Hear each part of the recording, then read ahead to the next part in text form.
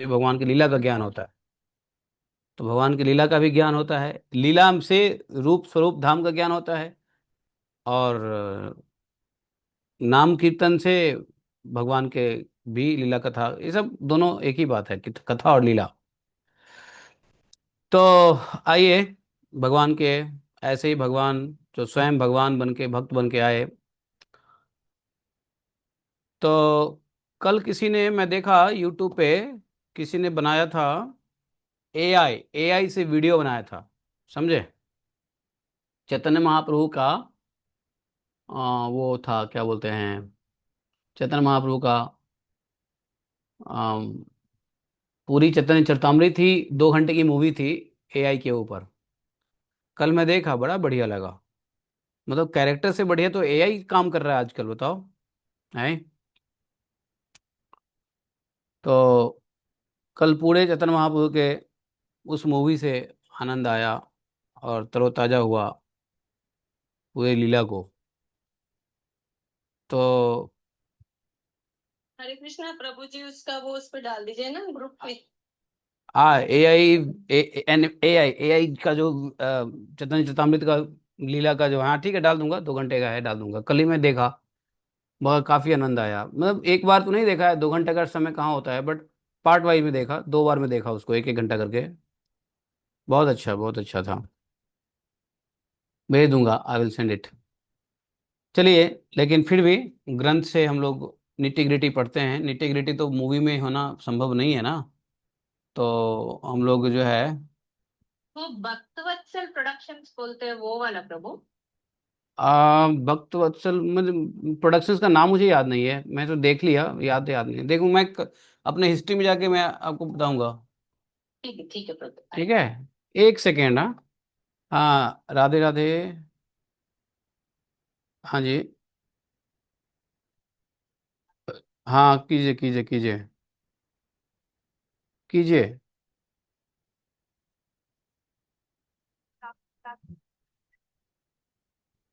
आज शाम 4 बजे, आज शाम 4 बजे।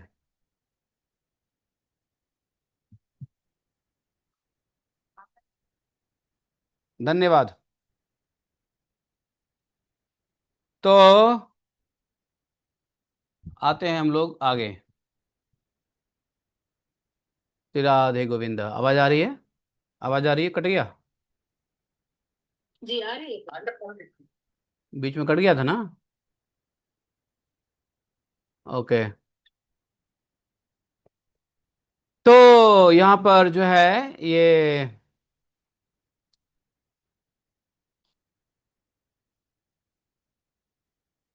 हम लोग आगे पढ़ेंगे, प्यारे संख्या 101 से आगे पढ़ेंगे।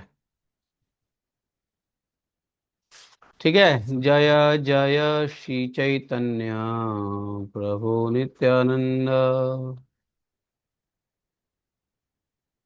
जय जय सर्व प्राणनाथ विश्वम्भर, जय नित्यानंद गदाधर ईश्वर, जय जय श्री अद्वैतादि भक्तिराधीन, भक्ति दान दिया प्रभु उद्धार है दीन। स्वामीहीन देवहूति जननी छाड़िया, चलिला कपिल प्रभु निरपेक्ष हैया,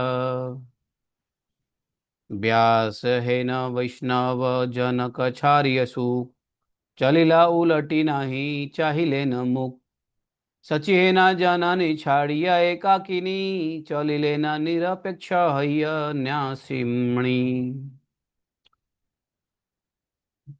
तो जैसे पतिहीना देवहूति माता को छोड़कर भगवान कपिल देव भी निरपेक्ष होकर चले गए थे।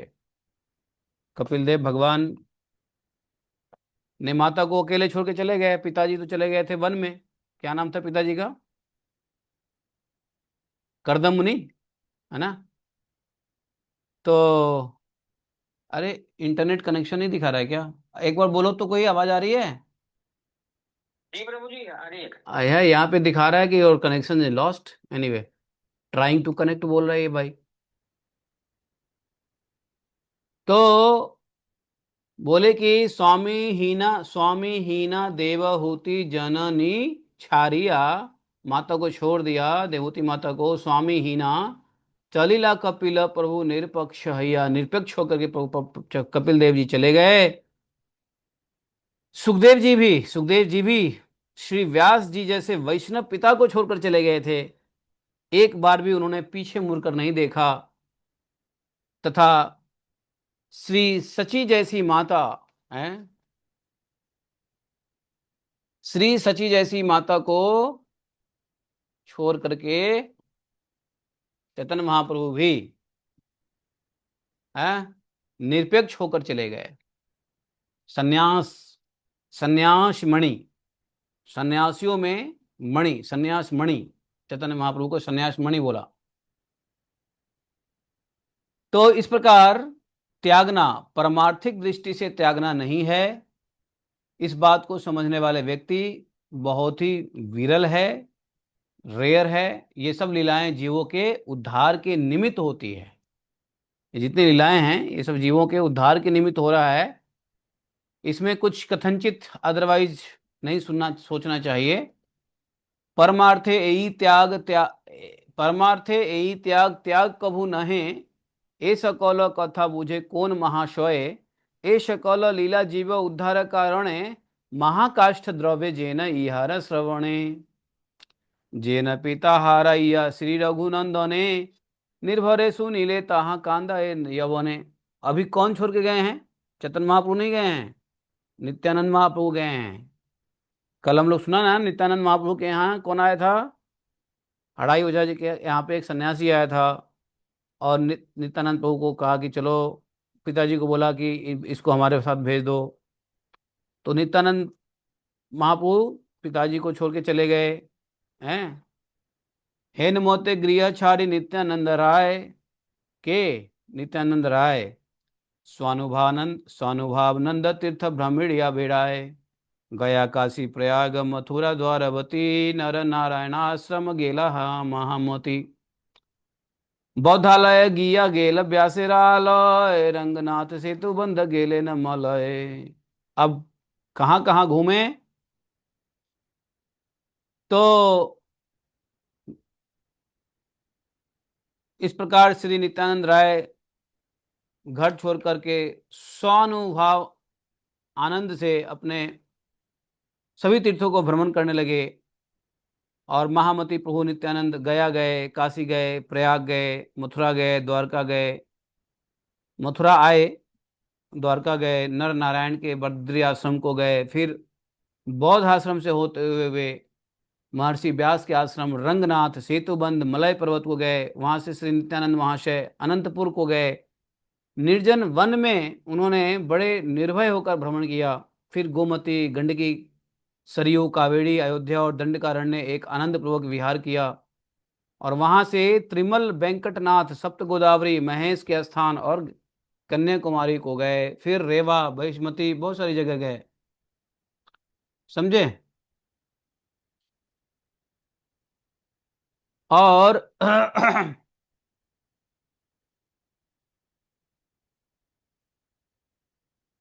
फिर जहां पूर्व काल में गंगा का अवतार हुआ था, इस प्रकार नित्यानंद राय जितने भी तीर्थ गए उन सबके दर्शन किए। और फिर वे दूसरी बार मथुरा में आ गए। इसी बीच किसी ने श्री नित्यानंद को नहीं पहचाना, किसी ने नहीं पहचाना। और प्रभु अपने पूर्व जन्म स्थान को देख करके हुंकार करने लगे। वहां वे निरंतर बाल्य भाव में ही आविष्ट रहे और उसके अतिरिक्त उनको कुछ भी सुझाई ही नहीं देता था, स्फूर्त नहीं होता था। वे वृंदावन की धूलि में खेलते रहते, आहार के लिए भी कहीं कोई चेष्टा न करके बस बाल्य भाव से वृंदावन की रज में लोटपोट करते रहते थे। जब नित्यानंद प्रभु वृंदावन में आए थे और उनके उदार चरित्र का कोई भी उनके उदार चरित्र को नहीं समझ पाता था। वे कृष्ण रस के अतिरिक्त और कुछ भी भोजन नहीं करते। कभी किसी दिन दूध पी लेते, परंतु वह भी यदि कोई बिना मांगे दे जाए तो, किसी से मांगते नहीं थे। बिन मांगे यदि कोई दे जाए तो पा लेते थे, वरना आदम लोटपोट करते रहते थे वृंदावन में। इस प्रकार से नित्यानंद प्रभु वृंदावन में निवास कर रहे थे, है कि नहीं? और उधर नवद्वीप में श्री गौरचंद्र का प्रकाश हो रहा था। प्रभु गौरचंद्र निरंतर कीर्तन के परम आनंद में निमग्न रहते थे। फिर भी नित्यानंद को न देखकर बड़े दुखी रहते थे गौरचंद्र मायापुर में। कदाचित कौन दीन कोरे दुग्ध हाँ, ये हो गया। तो नित्यानंद जानी लेना प्रभु प्रकाश, जे अब अधि लागी कोड़े वृंदावन बास। समझे? नित्यानंद महाप्रभु के प्रकाश को जान गए थे, जिस प्रकाश की प्रतीक्षा में वे वृंदावन में निवास कर रहे थे। जानिया हईला झाट नव द्वीप पूरे आसिया रहीला नंदन आचार्य रे घोरे। मतलब नित्यानंद प्रभु पहले ही आ गए थे वृंदावन, भ्रमण करते करते।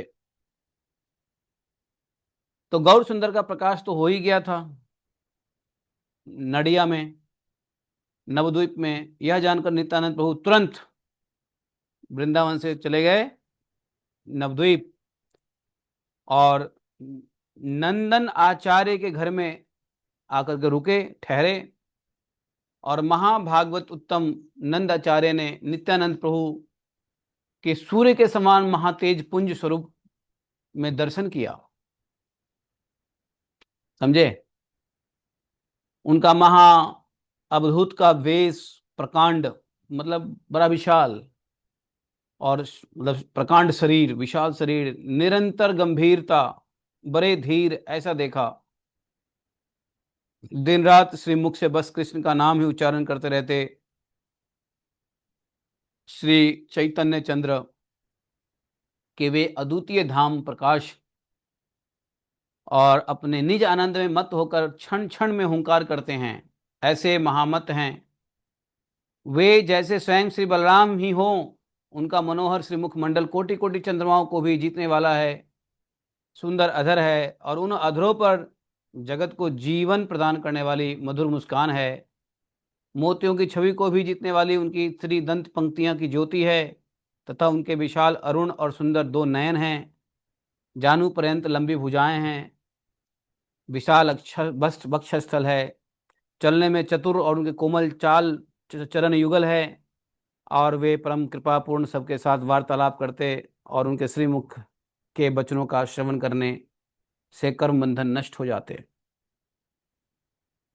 जब नित्यानंद प्रभु ने नदिया नगर में प्रवेश किया, तो समस्त आकाश उनकी जय जयकार की ध्वनि से आकाश गूंजने लगा।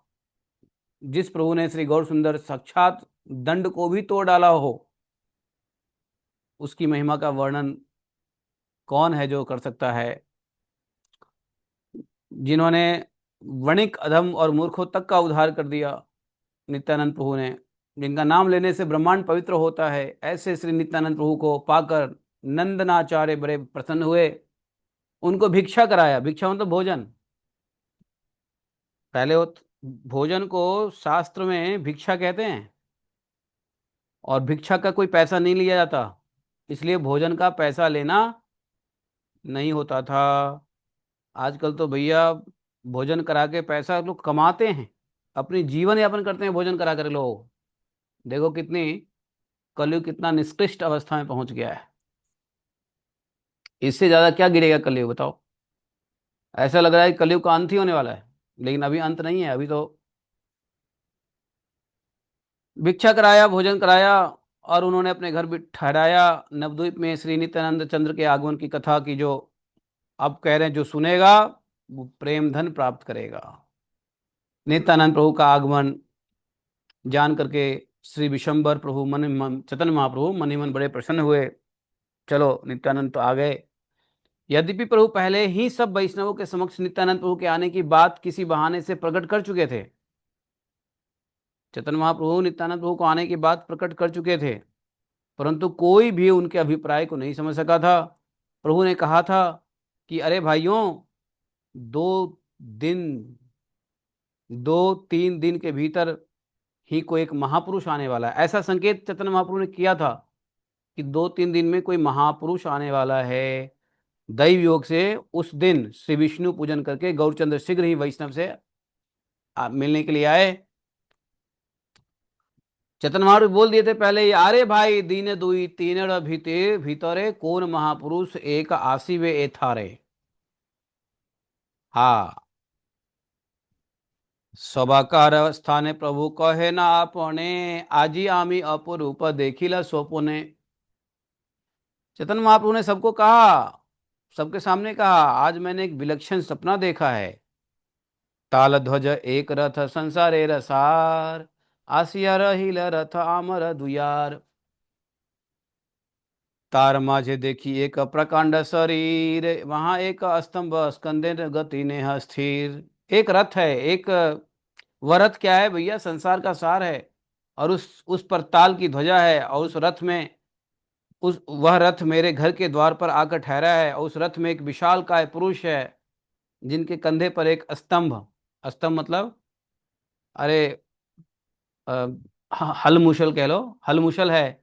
और जिनकी चाल अस्थिर है, चाल स्थिर नहीं है। और उसके बाएं हाथ में वेत्र से बंधा हुआ एक कमंडलू है, और वे नीले वस्त्र पहने हुए हैं, और सिर पर भी उन्होंने नीला वस्त्र बांध रखा है। उनके बाएं कान में एक विचित्र कुंडल है, और चरित्र से वे हलधर जैसे प्रतीत होते हैं। यह घर निमाई पंडित का है ना, ऐसा पूछ रहे हैं। चेतन महाप्रभु ने कहा कि मैंने स्वप्न देखा है। बस इसी एक बात को वे 10-20 बार कहते हैं, ये निमाई पंडित का घर है, निमाई पंडित का घर है। महाअवधूत का सा उन्होंने परम प्रचंड भेष बना रखा है। ऐसा उदंड पुरुष तो मैंने कभी नहीं देखा। उन्हें देखकर मुझको बड़ा संभ्रम हुआ, और मैंने पूछा कि आप कौन महापुरुष हैं। हंसकर वो बोले, यह मैं आपका भाई हूँ, मेरा और आपका परिचय कल होगा। यह वचन, इस वचन को सुनकर मुझे बड़ा आनंद हुआ, और मैं भी अपने को वैसा ही समझने लगा। ऐसा कहते कहते प्रभु की बाह्य दशा लुप्त हो गई, चले गए भाव में। और वे हलदर के भाव में आविष्ट होकर के गर्जना करने लगे।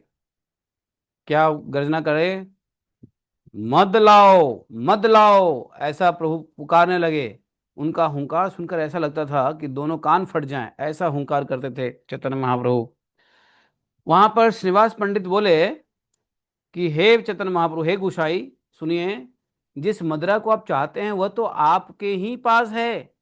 आप उस मुद्रा को जिसे देते हैं वही उसे पाता है। वैष्णवगण कांपते हुए दूर खड़े खड़े देख रहे थे।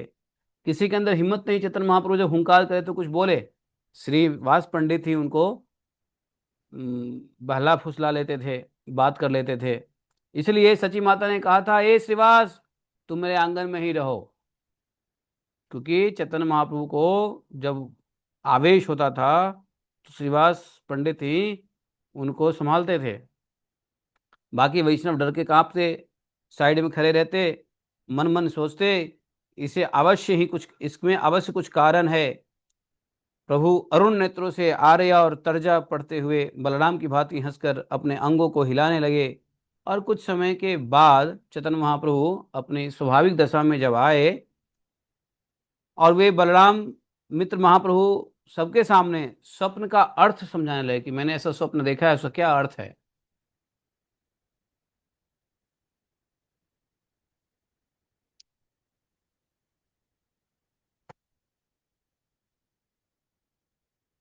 तो बोले कि देखो, हे न बूझी मोर चित्ते लय एक कथा, कौन महापुरुष का आशिया छे था। पूर्वयामी बोली अर्चे तोमा सवार स्थाने, कौन महाजन सने हैव दर्शने। मेरे चित्त में तो एक बात ऐसी आती है कि यहाँ कोई एक महापुरुष आया हुआ है। पहले भी मैं तुम लोगों से कह चुका हूँ कि किसी महापुरुष के दर्शन होने वाले हैं। मैंने ऐसा स्वप्न में देखा है। और बोले, चल हरिदास, चल श्रीवास पंडित, चाह गिया देखिए आइए कौन भित। ये कौन भित आए हैं, चलो पता लगाते हैं। हरिदास, श्रीवास पंडित, आओ, जाकर पता लगाओ। जाओ जाओ, जाकर पता लगाओ कौन आया है, कहाँ से आया है। प्रभु के आदेश से दोनों महाभागवत बड़े प्रसन्न होकर बड़े सारे नवद्वीप में ढूंढते हुए घूमने लगे, समझे। और ढूंढते ढूंढते हुए दोनों आपस में कहने लगे कि ऐसा मालूम होता है कि संकर्षण प्रभु ही आए हैं, संकर्षण प्रभु। वे दोनों आनंद में विहल होकर सर्वत्र खोजते फिरे, परंतु आधा तिल मात्र भी कहीं अता पता नहीं लगा कि कहाँ आए हैं संकर्षण प्रभु, नित्यानंद प्रभु कहाँ आए हैं। वो ढूंढे पता 3 प्रहर तक पूरे नदिया में खोजने पर भी जब वे महापुरुष नहीं मिले, तो दोनों लौटकर प्रभु के पास आए और आकर के चैतन्य महाप्रभु के चरणों में निवेदन किया। बोला, ए बुझी आई ला की वा प्रभु, हाँ, बोले उपाधि का कोथाओ ना हिला दर्शने, हैं, निवेदिला आसी दोहे प्रभु चरणे, की वैष्णव की सन्यासी की गृहस्थ स्थल, पाखंडी रा घर आदि देखू ल सकल। बोले कि हम आपके बताए हुए लक्षण वाले किसी भी महापुरुष का दर्शन मुझे हुआ ही नहीं। क्या वैष्णव, क्या सन्यासी, क्या गृहस्थ, क्या पाखंडी, सबके घर हमने देख डाले नवद्वीप में, लेकिन हमें आपके बताए हुए उस महापुरुष वो हमें मिले नहीं। समस्त नवद्वीप में हमने खोज लिया, केवल 12, केवल बाहर के गांव में हम नहीं गए, नवद्वीप में तो सब जगह ढूंढ लिया, नवद्वीप के बाहर हम नहीं गए। तो उन दोनों के वचनों को सुनकर गौरांग सुंदर हंसने लगे। क्या बोले,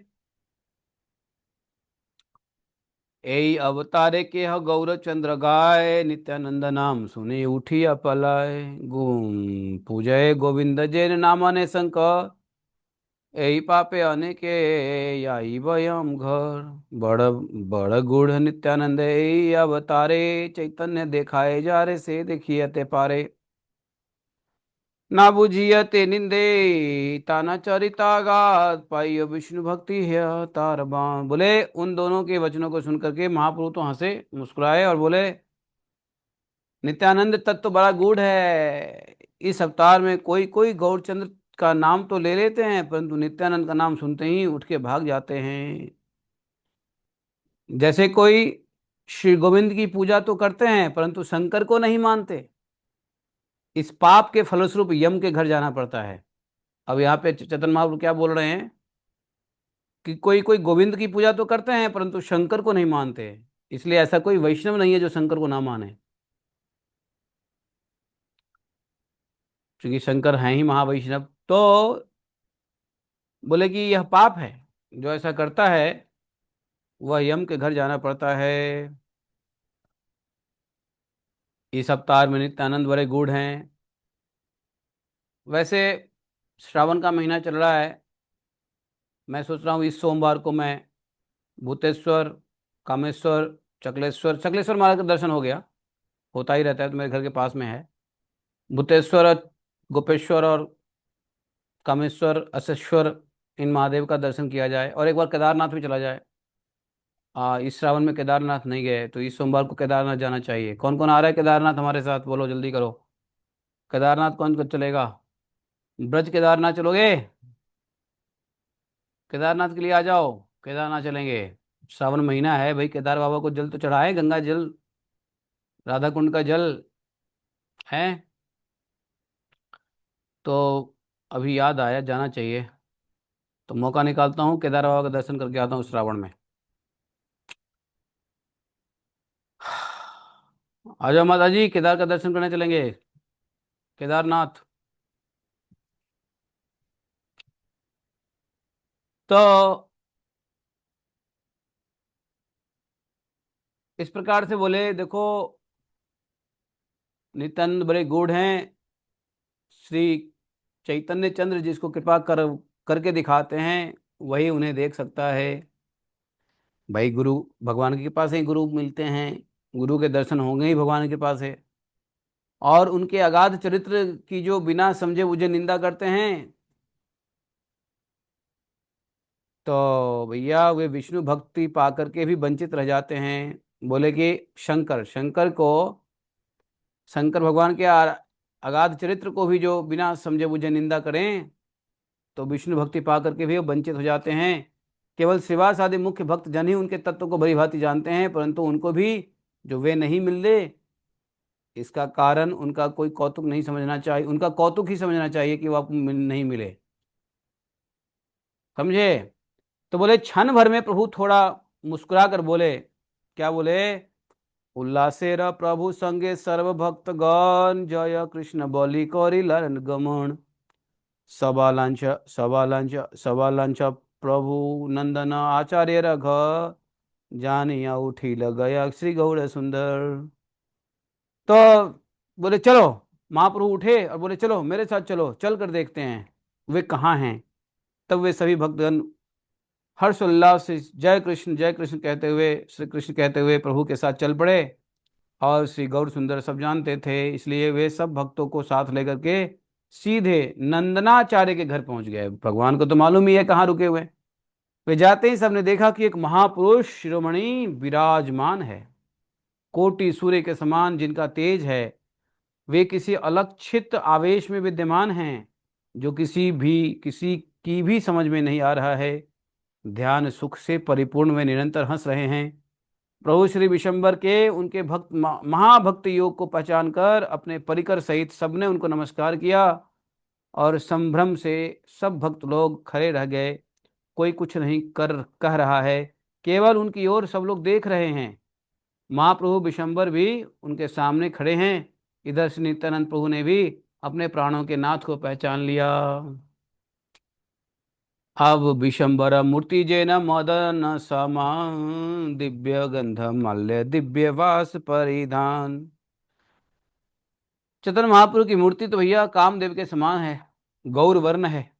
वे दिव्य गंध माल्य और दिव्य वस्त्रों से आभूषित हैं। उनकी उज्जवल गौर देह के आगे कंचन की ज्योति भी क्या, उनके मुख को देखने की लालसा चंद्रमा को भी रहती है।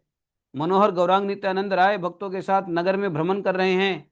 उनके दांतों की शोभा के समान मुक्ताओं की क्या शोभा है भाई। मुक्ता भी बेकार है, मुक्ता मणि भी बेकार है उनके दांतों की शोभा के सामने। और उस केश बंधन को, चतन महाप्रभु का केश है, उसको देख करके तो भैया शुद्ध बुद्धि नहीं रहती। और उनके दोनों विस्तीर्ण अरुण नयनों को देख करके यही प्रश्न उठता है कि क्या इनको छोड़कर कोई और कमल है क्या। महाप्रभु के जो हाथ हैं आजान बाहों घुटने तक लंबे हैं, हृदय विशाल है, उसके ऊपर शुभ्र और अति सूक्ष्म यज्ञ सूत्र सुशोभित है। ललाट पर सुंदर चरित्र ऊर्ध्व तिलक है, और बिना आभूषणों के ही वे सर्वांग मनोहर हैं। समझे। उनकी नखावली के दर्शन करने पर कोटि कोटि मणि भी तुच्छ प्रतीत होती है। और उनका वह हास्य देख लिया तो फिर अमृत लेकर क्या करना। श्री कृष्ण चैतन्य और नित्यानंद चांद जिनके जीवन है, उन वृंदावन दास के युगल चरणों का कुछ यशोगान किया है। श्री कृष्ण चैतन्य नित्यानंद चांद जान, वृंदावन दास तछु पद युगे गान। पद युगे उन दोनों के। तो यहाँ पर जो है तृतीय अध्याय भी खत्म हो गया है, नित्यानंद मिलन। तो नित्यानंद से मुलाकात चैतन्य महाप्रभु की हो गई है। चौथे अध्याय में अब नित्यानंद महाप्रभु की महिमा प्रकाश करने के लिए गौर सुंदर श्री वास को भागवत का श्लोक पाठ करने के लिए महाप्रभु का आदेश देते हैं। और श्रीमद् भागवत का श्लोक श्रवण करने पर नित्यानंद महाप्रभु की मूर्छा आ जाती है। मूर्छा और विविध सात्विक विकार उत्पन्न हो जाते हैं। महाप्रभु द्वारा नित्यानंद को गोद में महाप्रभु उठा लेते हैं। और महाप्रभु और नित्यानंद का इस प्रकार से जो है आगे हम लोग कल पढ़ेंगे। अब चैतन्य महाप्रभु और नित्यानंद प्रभु का मिलन हो गया है, अब यहाँ से लीला दोनों एक साथ करेंगे। तो हम लोग यहीं तक रुक जाते हैं। कल चौथा अध्याय कल पढ़ेंगे, 20/8/2026। ठीक है। जय श्री राधे। श्री कृष्ण चैतन्य प्रभु।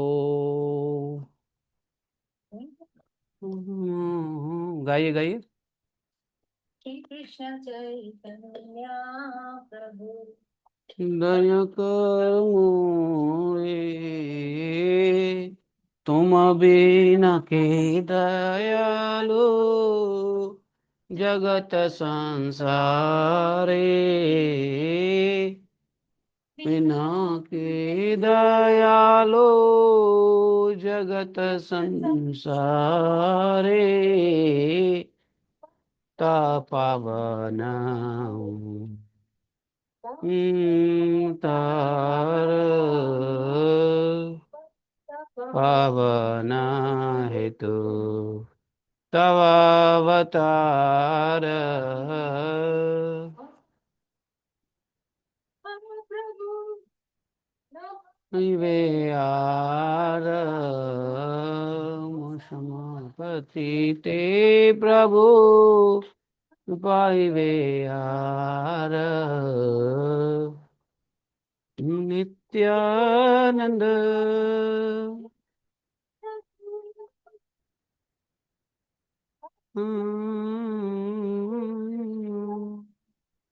आनंद सुखे